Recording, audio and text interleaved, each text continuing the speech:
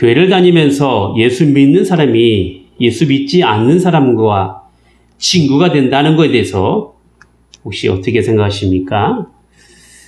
예를 들면 목사님이 스님과 친구가 되는 것에 대해서 어떻게 생각하시나요? 딱히 그림이 좋아 보이지는 않을 것입니다. 왜냐하면 목사님과 스님이 가지고 있는 생각 그리고 생활 환경이 서로 맞지 않는 부분이 많기 때문이기도 하죠. 그리고 이렇게 벗하고 살아가는 것이 흔하지만은 않습니다.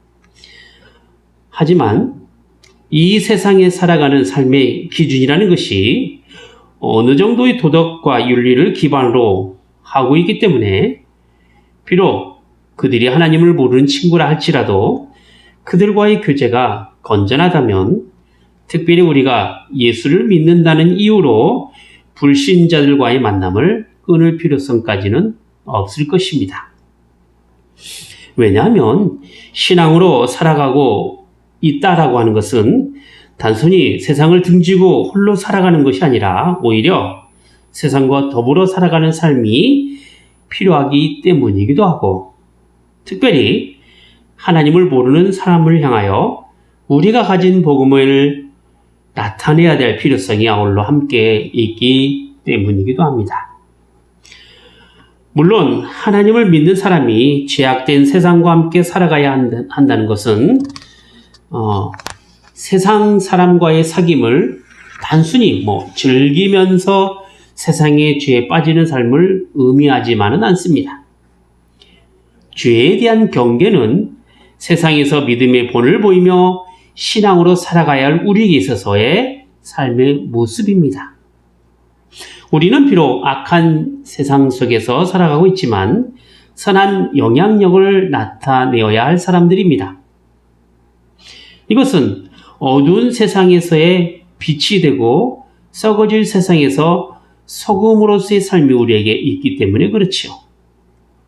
이렇게 세상에서 우리가 하나님의 사람이라는 것을 확인하며 삶을 통하여 자꾸만 우리의 신앙을 검증해 나가는 것입니다. 교회 안에서야 우리가 가진 믿음을 예배를 드림으로 고백하고 또 성도의 교제를 통해서 나타내는 소중한 모임이 되고 또 거룩한 사회인 것은 분명할 것입니다. 그러나 동시에 이 세상도 역시 우리가 가진 신앙의 정체성을 보여주는 소중한 현장이 되기도 합니다. 하나님께서 세상과 구별하여 우리를 교회로 부르셨지만 결코 세상과 분리되어 생각할 수 없는 사람들이 바로 우리의 모습 아니겠습니까? 오늘의 말씀은 타락한 이 세상에 살아가는 믿음의 사람들의 삶에 관한 아주 중요한 교훈이 됩니다.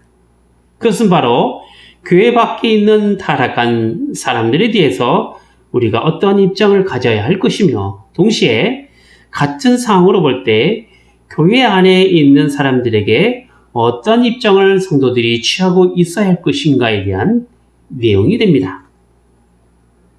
그런 점에서 오늘의 이야기는 두 부분으로 나눌 수 있습니다. 첫째는 9절부터 10절까지로 음행과 관련하여 타락한 교회 밖의 세상의 그 모습에 관한 교회의 입장을 이야기하고 있고요.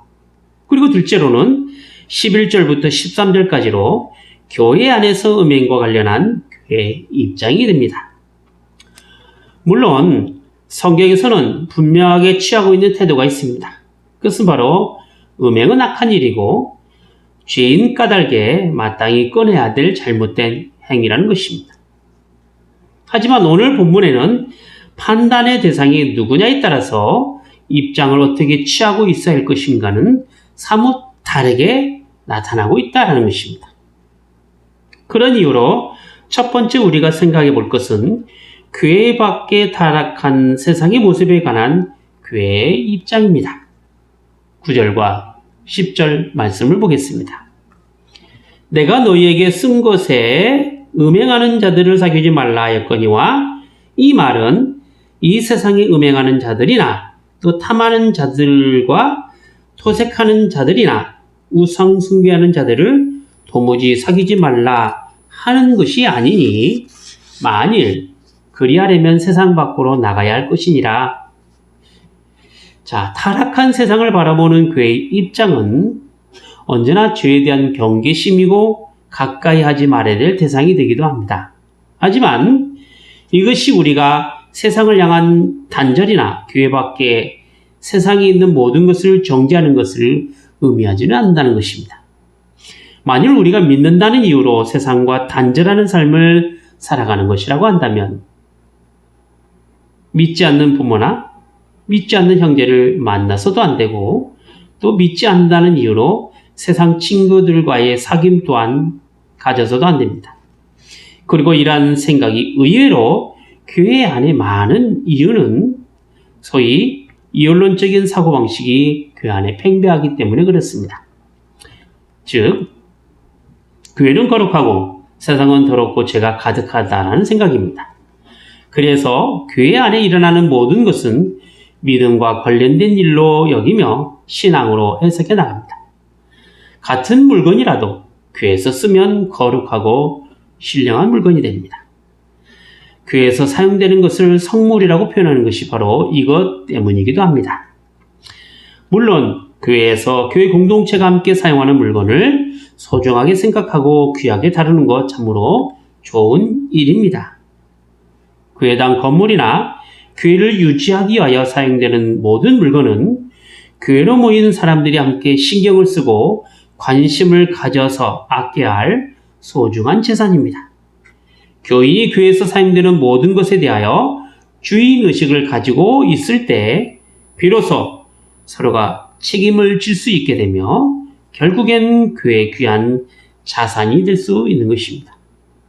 그렇지 않게 되면 교회 공동체의 모습을 나타내기가 어렵게 되는 것이지요. 반면에 교회 밖에서 이루어지는 모든 것은 죄악이 가득한 세상의 일로 치부한다는 것입니다. 그리고 교회가 아닌 세상에서 사용되는 것이 흡사 교회에서 사용되는 것과 같은 물건이라도 거룩하거나 신령하다라고 생각하지 못합니다. 그러다 보니 세상은 나쁘고 교회는 다 좋은 겁니다. 교회는 거룩한 곳이고 세상은 더러운 곳입니다. 이런 이원론적인 사고방식은 우리를 교회 안의 생활과 교회 밖의 생활로 분명하게 나누게 합니다. 그래서 실컷 교회에서 경건의 모습을 취하고 살다가 교회만 나가면 안 믿는 사람처럼 살아가게 된다는 것이죠. 자신의 거룩함을 교회로 투영하고 자신의 죄됨을 세상으로 투영시켜서 삶을 적용시키는 것입니다. 그러다 보니 자연스럽게 삶의 방식이 교회 다르고 또 세상 다르고 이렇게 되는 것이죠. 정말 교회를 다니는 사람의 삶이 이런 것이라고 한다면 우리는 고작 일주일 중 하루 1시간의 예배로 우리의 거룩함을 만족하게 하고 나머지 시간은 우리 스스로 죄된 세상에 우리의 삶을 맡겨버리고 살아가게 된다는 것입니다. 1시간의 경건으로 교회 다니며 믿는 사람이라는 위로를 스스로 받는다는 것입니다. 우리가 바라봐야 할 세상이라는 관점은 이렇게 이원론적인 사고에 따라 결정되는 것이 결코 아닙니다. 물론 타락한 세상은 여전히 죄악 가운데 있고 그들에게 거룩함이라는 것을 기대하기란 어렵습니다. 믿지 않는 사람들이 행하는 알기란 용서할 수 없는 죄이고 세상의 법으로라도 단죄될 수밖에 없는 나쁜 짓입니다. 하지만 오늘 본문에는 음행과 관련하여 타락한 세상에서 일어나는 모든 일을 교회가 어떤 관점을 가지고 바라봐야 할 것인가에 대하여 도무지 사귀지 말라 하는 것이 아니라고 이야기하고 있단 말입니다. 교회가 죄된 세상에 대하여 관대할 필요성이 있는 것처럼 이야기하고 있는데 사실 그런 의미보다는 세상의 죄를 교회가 평가하기보다 하나님의 판단에 맡게 된다는 것입니다. 이것은 13절 말씀에 보면 외인들은 하나님의 판단하신다라고 분명하게 말씀하고 있기 때문에 그렇지요. 사실 좀 더럽고 추악한 세상에 살아가는 성도의 삶이라는 것이 온전하게 하나님만을 섬기며 신앙을 지키고 살아간다는 것이 그리 녹록지만은 않다라는 것입니다. 오히려 어쩌면 죄로 인하여 힘들게 되기도 하고 그 영향에 빠져 허우적대는 모습을 스스로 가지기도 합니다. 그런 점에서 볼 때 성도들은 세상에 추악하고 음란한 것들은 단호하게 거부하고 그들의 악행에 대해서 죄를 알고 경계를 해야만 합니다. 하지만 이것이 우리가 세상을 단절하고 살아갈 삶의 모습이나 또 세상을 향한 심판자의 모습으로 있는 것은 사실 합당치만은 않습니다. 오히려 그들과의 만남을 통하여 예수 그리스도 안에서의 경건과 삶을 또 순전함을 세상에게 보여주는 것에 있죠. 그래서 믿는 사람으로서의 삶이 무엇인지 또 교회에 다니는 것이 어떤 것인지를 의미하는 것인지를 세상 속에서 자꾸만 나타내 보이는 것입니다. 이것이 실제적인 전도가 되는 것입니다. 사도 바울은 고린도전서 9장 19절부터 23절 말씀을 통해서 자신의 전도에 대해서 이렇게 표현하고 있습니다. 내가 모든 사람에게 자유하였으나 스스로 모든 사람에게 종이 된 것은 더 많은 사람을 얻고자 함이라. 유대인들에게는 내가 유대인과 같이 된 것은 유대인들을 얻고자 하며 율법 아래 있는 자들에게는 내가 율법 아래 있지 아니하나 율법 아래 있는 자같이 된 것은 율법 아래 있는 자들을 얻고자 하며 율법 없는 자에게는 내가 하나님께는 율법 아래 있는 자나 율법 없는 자와 같이 된 것은 율법 없는 자들을 얻고자 함이라. 약한 자들에게는 내가 약한 자와 같이 된 것은 약한 자들을 얻고자 하며 여러 사람에게 내가 여러 모양이 된 것은 아무쪼록 몇몇 사람들을 구원코자 함이니 내가 복음을 위하여 모든 것을 행함은 복음에 참여하고자 함이라 했습니다. 바울의 전도 방법이 무엇입니까? 자신의 전도 대상과 같은 상황과 처지에 따라서 그들을 구원의 대상으로 삼고자 함에 있었던 것 아니겠습니까? 하지만 이런 실제적인 삶의 전도가 오히려 믿음이 연약한 사람이나 혹은 미성숙한 신앙을 가진 사람에게는 전혀 예기치 않는 오해로 생겨날 수가 있게 됩니다. 신앙이 어린 사람의 눈에는 죄에 속한 세상 사람과의 만남이 그들의 악행을 용납하는 것으로 비춰질 수 있기 때문에 그렇죠. 미숙한 신앙의 눈으로 볼 때 전도의 본질보다는 보이는 외형만으로 판단할 우려가 있기 때문에 그렇습니다. 더 나아가서 악한 본성은 언제나 하나님의 선한 뜻을 왜곡시킵니다. 그래서 자신을 선전하는 수단으로 사용되기도 한다는 것입니다. 그런 점에서 우리는 세상에 대한 우리의 대처 방식을 아주 신중하게 접근해야 하고 또 처리해야만 합니다. 이 점에 대해서 사도 바울은 자신의 신앙의 중요한 원리를 이렇게 설명하고 있습니다. 고린도전서 10장 23절과 24절 말씀입니다. 모든 것이 가하나 모든 것이 유익한 것이 아니요 모든 것이 가하나 모든 것이 덕을 세우는 것이 아니니 누구든지 자기의 유익을 구치 말고 남의 유익을 구하라. 신앙을 가진다는 것은 특별히 교회를 이루며 살아간다는 것에는 언제나 나보다 남의 유익을 구하는 삶을 살아가는 것이 있습니다. 물론 예수님을 믿고 살아가는 우리는 예수 그리스도 안에서요 자유한 사람들입니다. 이것은 율법으로부터의 자유함이며 또 양심으로의 자유함입니다. 누구도 믿음으로 말미암아 주신 그 자유함을 빼앗아 갈 수 없습니다.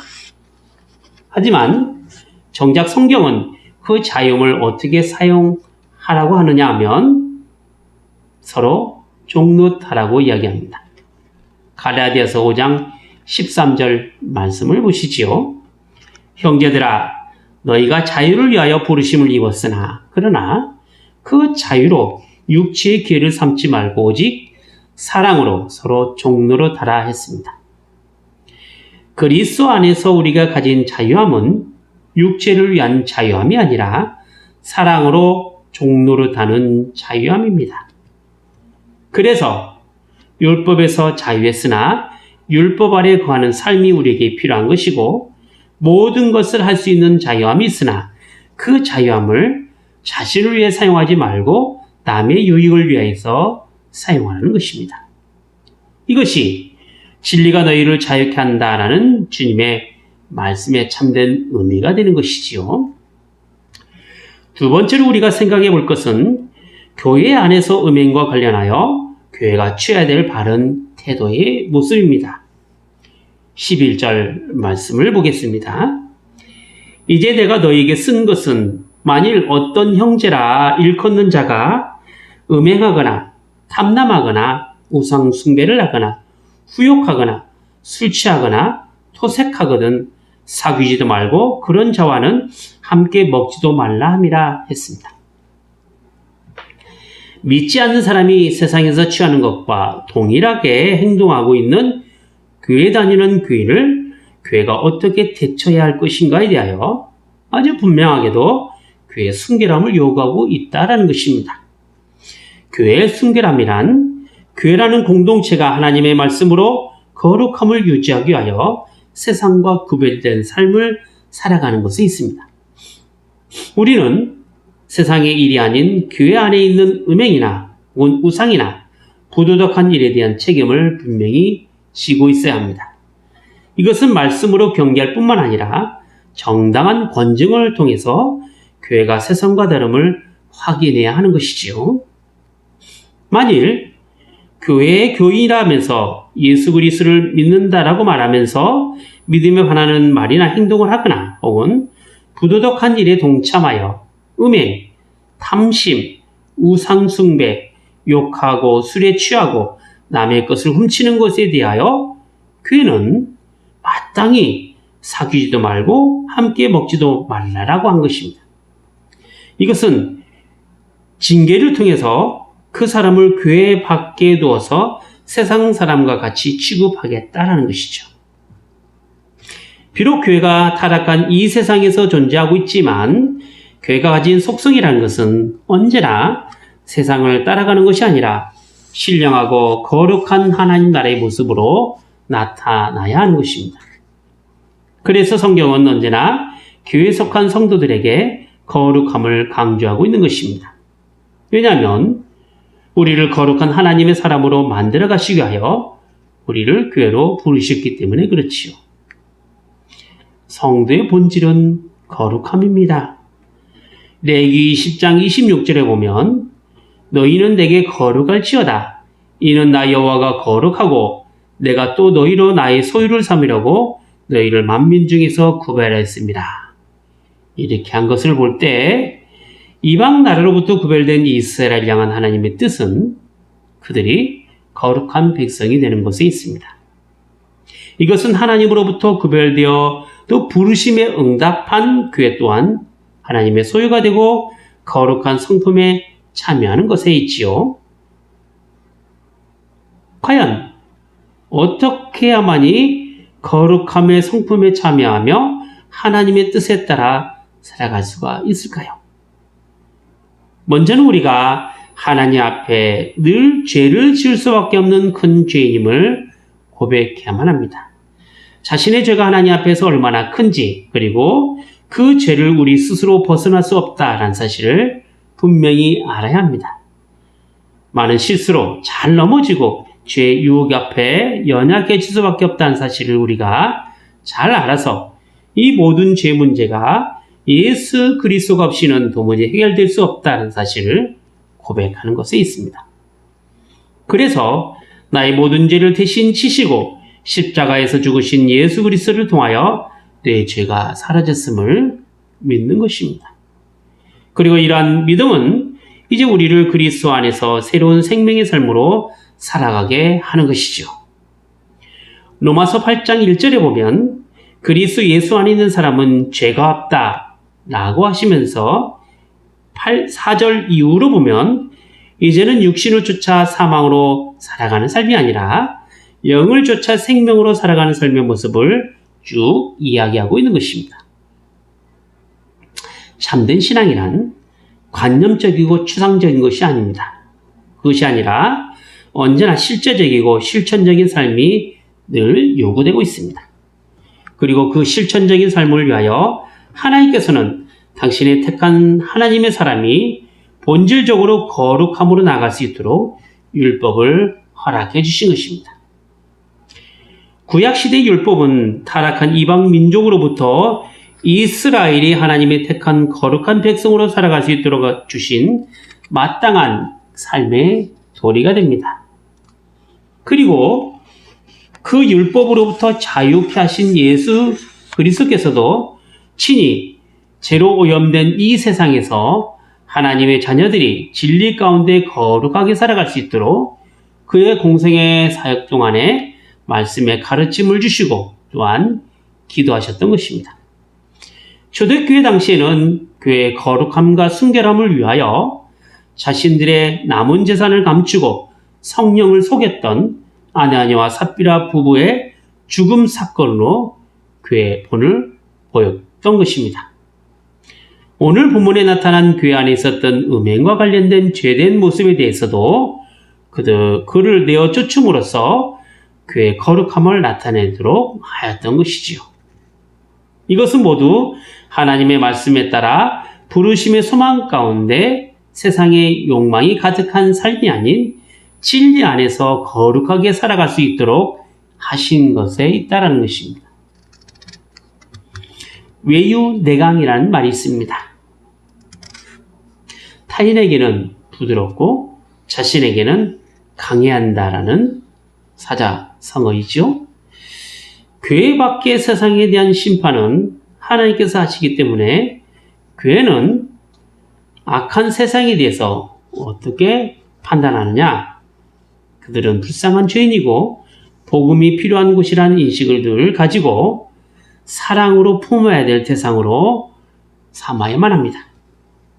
하지만 교회 안에서 일어나는 욕망의 모습들은 교회가 거룩하게 세워져 감에 있어서 악 영향을 끼칠 수 있다는 것을 마땅히 말씀으로 훈계하며 그런 악행에 대해서 단호하게 치리할 수 있어야 합니다.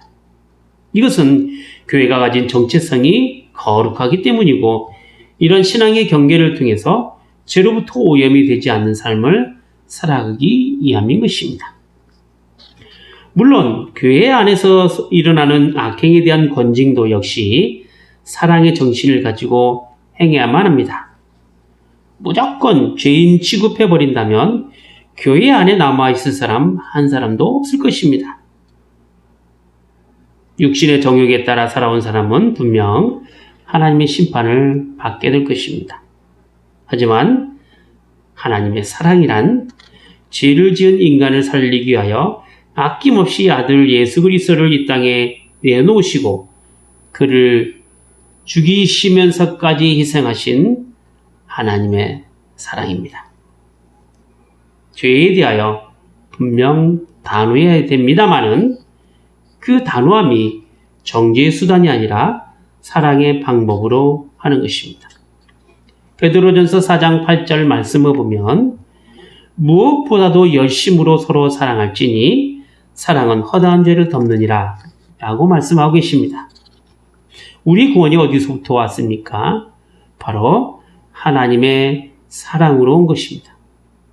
그래서 마지막에 가까울수록 우리가 열심 낼 것이 있다고 한다면 하나님의 사랑을 품는 것이고 그 하나님의 사랑으로 살아가는 것에 있습니다. 기도하겠습니다. 거룩하신 하나님 아버지, 이 세상에 존재하는 많은 사람 가운데서 저희를 교회로 부르시고 또 하나님의 사람으로 살게 하신 것은 언제나 죄인된 저희를 사랑하신 하나님의 사랑으로 말미암는 것이요. 그 사랑이 죄로 인하여 대신 죽으신 그리스도의 크신 은혜가 있음을 저희가 고백하옵나이다. 이제는 주 안에서의 삶이 하나님의 거룩하심처럼 저희를 거룩한 사회인 교회가 되게 하셨사오니 세상 죄에 대하여 오염되지 않도록 늘 말씀으로 경계하며 살 수 있게 하여 주시옵소서. 비록 연약하며 넘어지는 인생이고 죄의 문제 앞에서 때로는 많은 실패를 안고 살아가는 인생이지만 늘 자신에게만큼은 하나님의 말씀으로 엄격하게 하시고 교회의 거룩함을 해치는 문제 앞에서도 단호하게 제 문제를 지적하고 큰 경계가 되어서 교회에 악영향을 끼치는 일이 없도록 인도하여 주시옵소서. 그러나 이 모든 일이 하나님의 사랑으로 하게 하시고 그 사랑이 교회를 세우고 그 사랑이 교회를 이끌어갈 수 있는 큰 능력으로 나타나게 하여 주시옵소서. 주 예수 그리스도 이름으로 기도하옵나이다. 아멘.